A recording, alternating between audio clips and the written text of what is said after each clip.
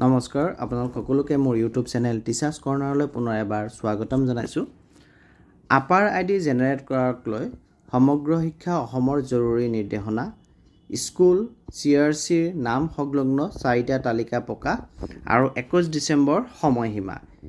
এই নিৰ্দেশনা ইতিমধ্যে প্ৰকাশ পাইছে। নিৰ্দেশনাটি আপোনালোকৰ বাবে আজিৰ ভিডিঅ'টিত লৈ আহিছোঁ। ভিডিঅ'টি শেষলৈকে চাব, চাই ভাল পালে লাইক এণ্ড শ্বেয়াৰ কৰিব আৰু চেনেলটি যদি এতিয়াও ছাবস্ক্ৰাইব কৰা নাই কাইণ্ডলি ছাবস্ক্ৰাইব কৰিব।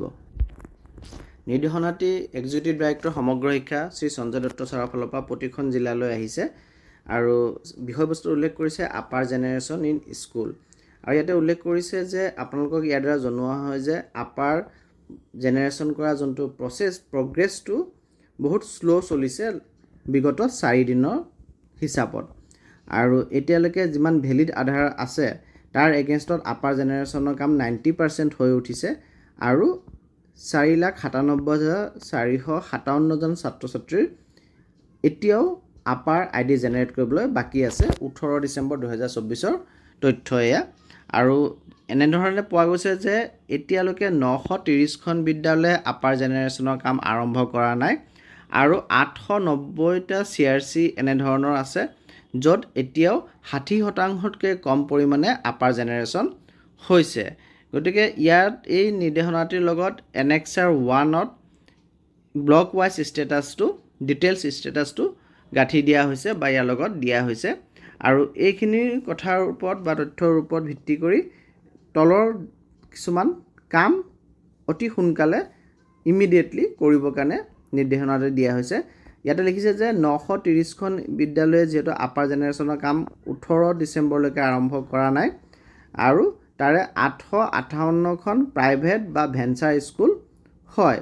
গতিকে এই 471খন ভেঞ্চাৰ স্কুলছ আৰু 187খন প্ৰাইভেট ইনষ্টিটিউশ্যন যোনে এতিয়ালৈকে আপাৰ আইডি জেনেৰেট কৰা নাই তেওঁলোকক ইমিডিয়েট ন'টিচ ইছ্যু কৰিব লাগে যাতে তেওঁলোকে 21 ডিচেম্বৰৰ ভিতৰত এই আপাৰ আইডি জেনেৰেশ্যনৰ কামটি কৰে।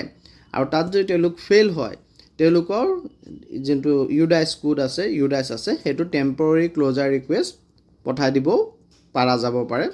যোনটো A01 ফৰ্ম ছাবমিট কৰি পেলাই টেম্পৰৰী ক্ল'জাৰ ৰিকুৱেষ্ট দিব লাগে, ইউডাইচটো বন্ধ কৰিব লাগে বুলি ৰিকুৱেষ্ট দিব লাগে। সেই ৰিকুৱেষ্টটো আমাৰ UDAIS Plus 2024-25 পৰ্টেলত মে বি আপলোডেড বুলি উল্লেখ কৰিছে, অৰ্থাৎ স্কুলকেইখন বন্ধ কৰি দিবও পাৰে। আৰু এই 458খন বিদ্যালয়ৰ লিষ্ট ইয়াৰ লগত গাঁঠি দিয়া হৈছে Annexure 2ত। 471খন ভেঞ্চাৰ স্কুল আৰু 187খন প্ৰাইভেট স্কুলৰ লিষ্ট দিয়া হৈছে।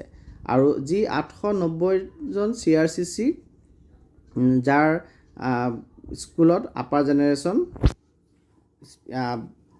হোৱাগৈ নাই, পৰিমাণ কম হৈ আছে, সেই তেওঁলোকক ইনষ্ট্ৰাকশ্যন দিব লাগে যে তেওঁলোকে এই কাম আপাৰ জেনেৰেশ্যনৰ কাম যাতে 21 ডিচেম্বৰৰ ভিতৰত সমাপ্ত কৰে। আৰু এই 890জন CRCC লিষ্টটো Annexure 3ত এনক্ল'জ কৰি থোৱা আছে।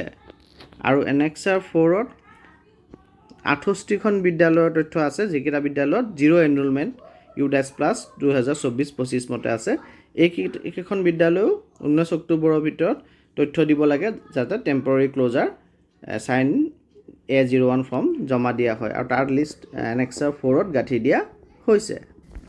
গতিকে যিহেতু ministry of education government of ইণ্ডিয়াৰ ফালৰ পৰা ইনষ্ট্ৰাকশ্যন দিয়া হৈছে যে আপাৰ জেনেৰেশ্যন কমপ্লিট কৰিব লাগে, সেই গতিকে যি ডিষ্ট্ৰিক্ট লেভেলৰ অফিচাৰ্ছ আছে তেওঁলোকক পাৰ্চনেল এটেনশ্যন আৰু কণ্টিনিউৱাছ ফ'ল' আপ ল'বৰ কাৰণে CRCCs বা ব্লকৰ লগত ফ'ল' আপ ল'বৰ কাৰণে এই নিৰ্দেশনাটিৰ জৰিয়তে জনোৱা হৈছে।